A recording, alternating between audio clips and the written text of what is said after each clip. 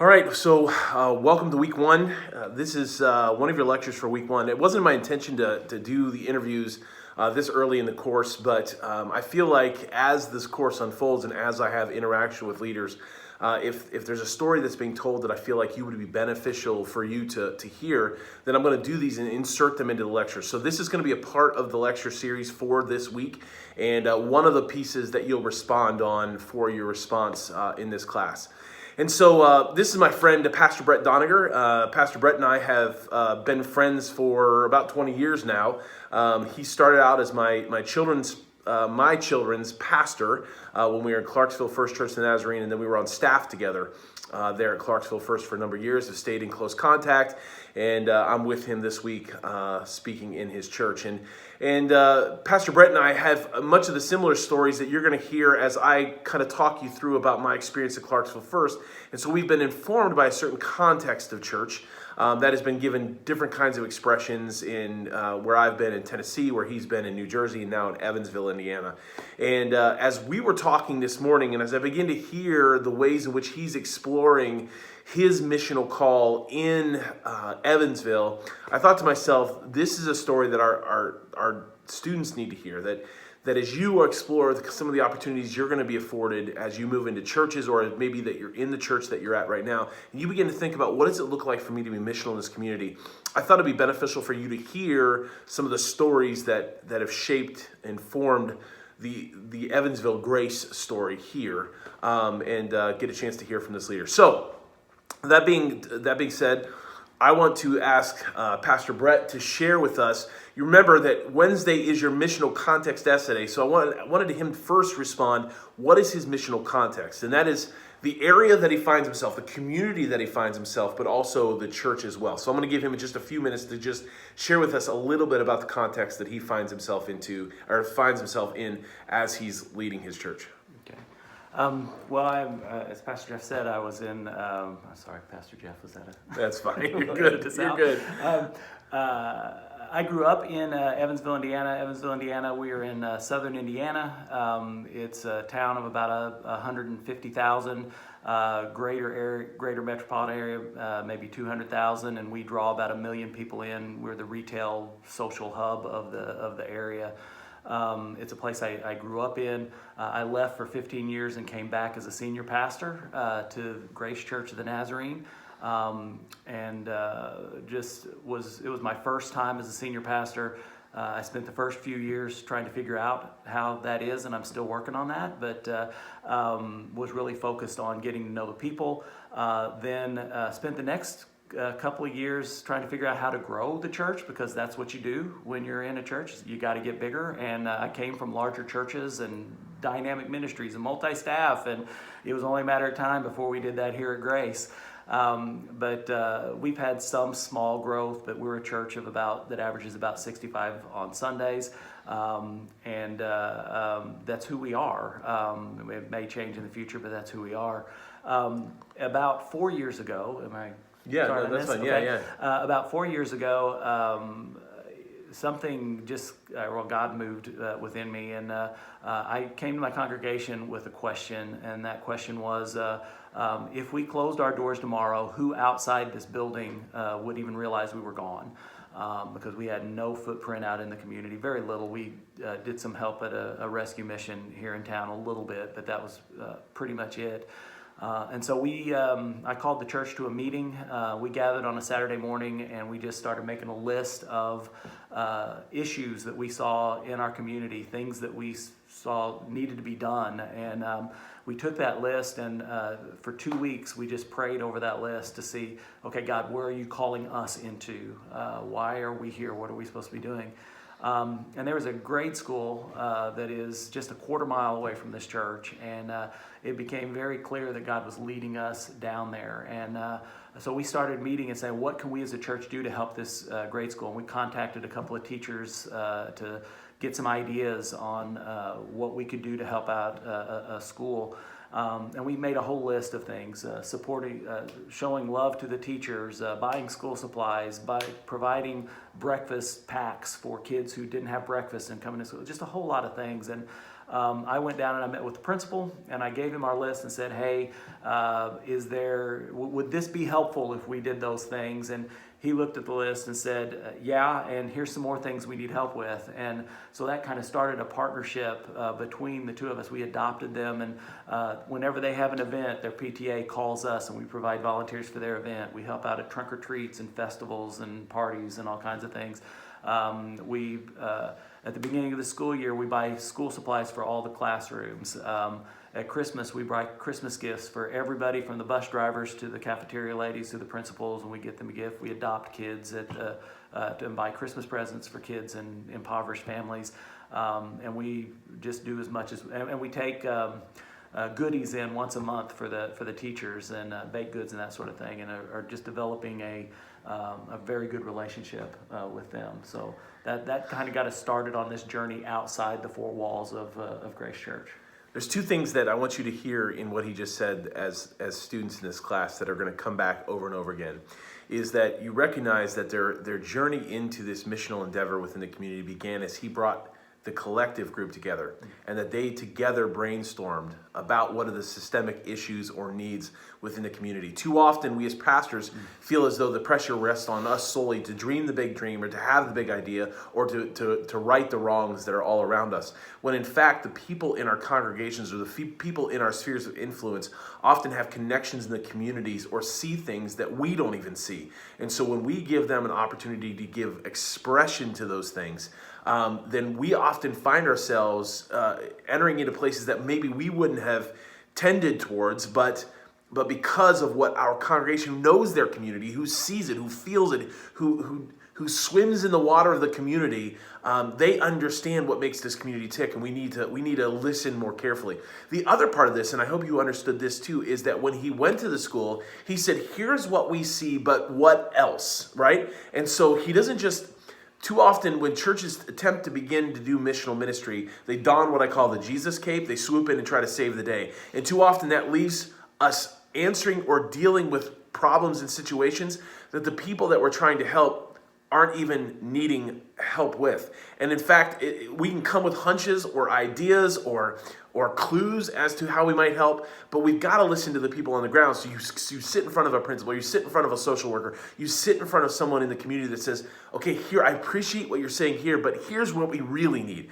Here's, if we could answer this problem at a core level, here's how we can engage and really make a difference. So I really wanted you to hear those two things, because those two elements are going to come back later in the course when we talk about engaging a community and the kind of listening and questions that we need to ask throughout our community.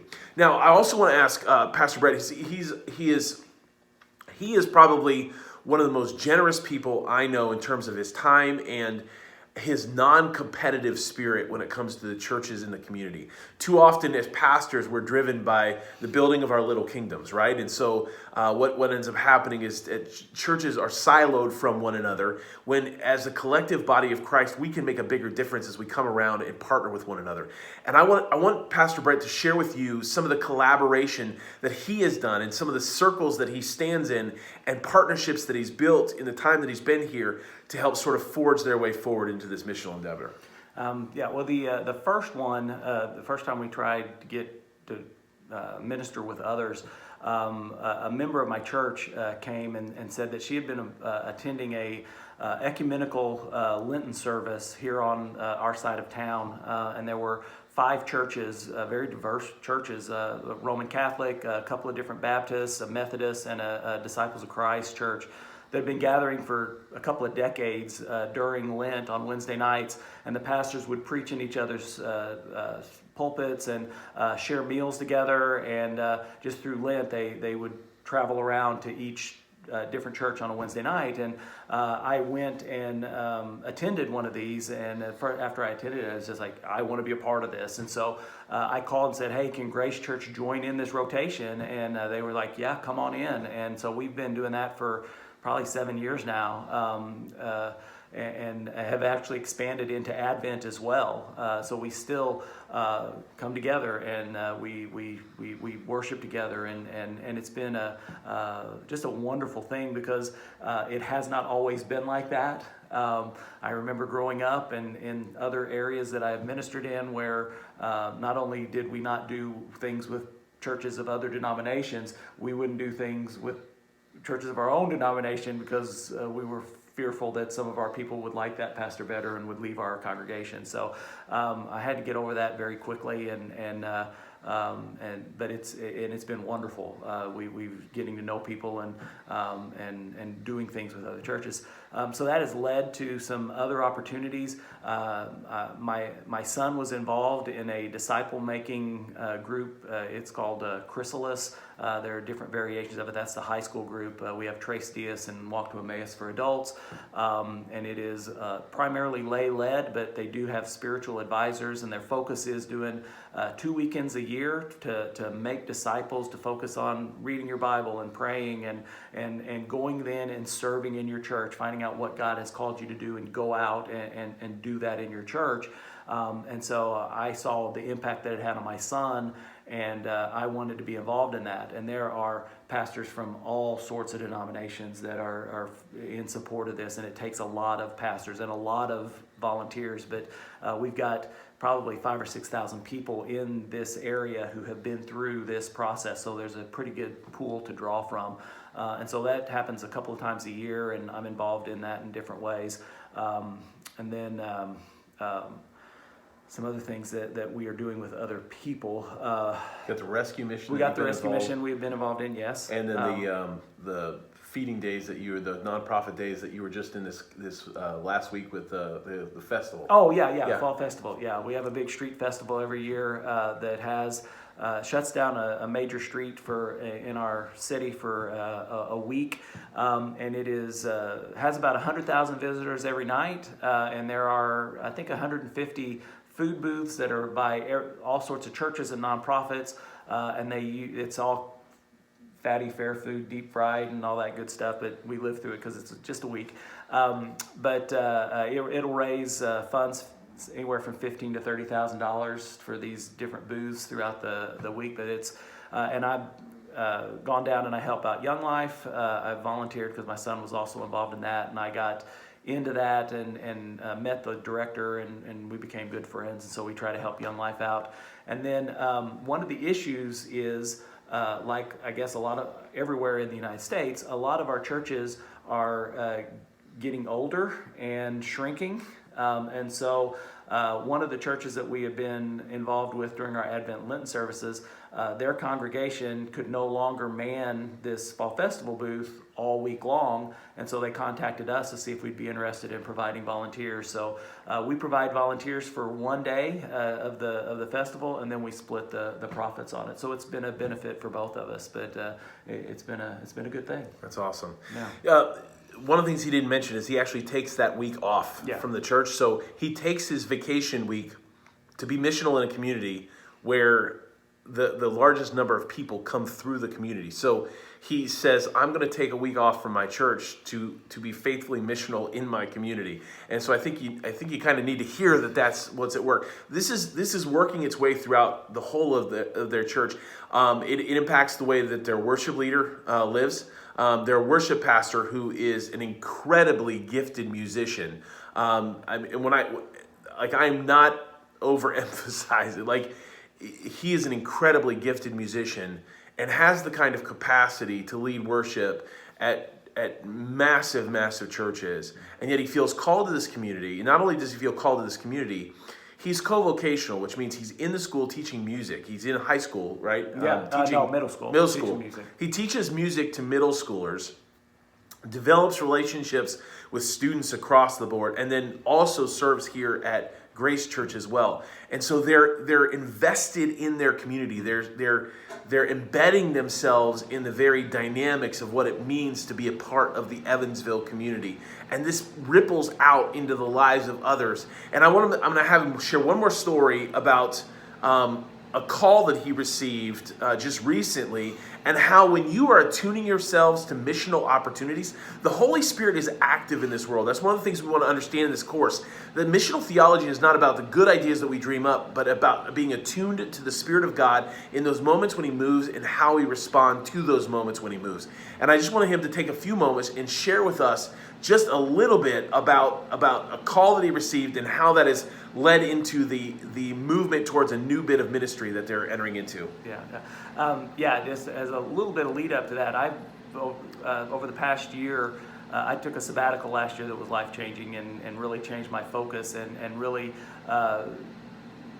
became convicted that we need to be a church who is making disciples who make disciples, that we need to be multiplying what we're doing and sharing this with more and more people. And so over the past year, I've been pushing that, and that's been, I've preached the Great Commission so many times over the past year about going and making disciples. A couple of months ago, I got a phone call just at the church, just out of the blue. And it was a lady who said that her sister was in a rehab center here in Evansville and was wondering if I could take that Bibles to that rehab center. They said they had called multiple churches and she couldn't get anybody to take Bibles out there. And she said she couldn't take Bibles out to them because she was also in a different rehab center. Then I assured her quickly that, I will get Bibles out there today. And then she also asked me, do you think there was anybody in your church who would be willing to lead a Bible study at this center? And that is exactly what I've been trying to get my congregation to do. And I'm like, yes, I am sure that somebody will go out there and lead a Bible study. So I grabbed a bunch of retired pew Bibles that we had gathering dust on a shelf and wiped them off and drove out to the center, delivered the Bibles, and as I was walking in, one of the employees was walking out, and she said, "Oh, great, Bibles, we need those." And a couple of the ladies who were in the center, and this is a brand new center here in Evansville. It's called Fresh Start, and it is designed for young mothers, and it was really desired, and this group was brought in by our Child Protective Services because we have such a foster care need here. There's such a shortfall of foster parents that they wanted a place where young women addicted to drugs could get the treatment that they needed, but they wouldn't have to take the kids away and put them into foster care. So this center provides care for families, mothers and their children, and keeps them together. And I was like, that is exactly what we want to be a part of. And so as I'm walking up carrying these Bibles, some of the patients there, their eyes just lit up. And one of them said, "Oh, are you bringing us those Bibles? I wanted to read a Bible last night, and all we had here was Psalms and Proverbs." And so I have never seen people that excited to receive the Word of God. And I'm 50 years old and have never seen it in person. So we left the Bibles there, and then I met with the director, and again asked, how can we help here, and would they be interested in a Bible study? And the response was, yes, I think a Bible study would be great here. They had just been open for about 6 weeks, and we're still working out logistics and schedules and all that. They said, here are the times that we have open every day, and if these don't work for you, we will adjust our schedule so that you can start a Bible study. And so I came back to our church and sent our head trustee over there to see some of the building issues that they said they needed. They need playground equipment painted, and I think we're going to be doing that soon. A fire pit built, and I think we're going to try to do that. But then the Bible study I presented to our church, I said, is there anybody here who would be willing to go out there? I said, I can go out there and get one started, but I don't know if a 50-year-old male is the best person to lead a Bible study for young women. One of the ladies in our church said, I will lead that Bible study. And she is wonderful, wonderful teacher and leader, and very faithful in our church. And they start that tonight. That starts tonight, our first one out there. So, and another lady from our community that isn't a part of our church called it, as I was talking about this with some other people. She said, hey, can I be involved in that? And I said, no, I'm sorry, that's just for Nazarenes. No, I didn't say that at all. I said, yeah, absolutely, because I know this lady well, and she'll be great at it. And so they're going to partner and go out and do a Bible study starting tonight. That's awesome. Brett, thank you so much for sharing your story. I wanted you to hear this because I think it's too easy for us when we think about missional ministry to think that this is size dependent in terms of a church. This is heart dependent, right? This is the way in which God moves through the life of His people, no matter the size of the church. And oftentimes, I found that these smaller, more nimble churches have the opportunity to be missionally effective in ways that some of the larger churches can't, because a lot of times the larger churches are so interested in, or by necessity at times, sustaining the overall programming and size of what they operate and what they do, rather than engagement with the community. And so I wanted to share this with you. So what you heard today is know your community, right? Embed yourself into the community. Live generously and without competition. Listen well by surveying people who know the heartbeat and brokenness of the community. When afforded opportunities, respond with decisive action. Stay attuned to the way in which the Spirit works, and find yourself navigating the terrain that's yet uncharted by the gift and the work of the Spirit at work in the life of the congregation. That's at the heart of what it means to be missional. So I want to invite you to respond to this alongside of the rest of the lectures that are part of this week, and hopefully something you heard in this will spark some missional imagination in your life as you look at your own congregational needs. Thanks, and we'll talk to you soon.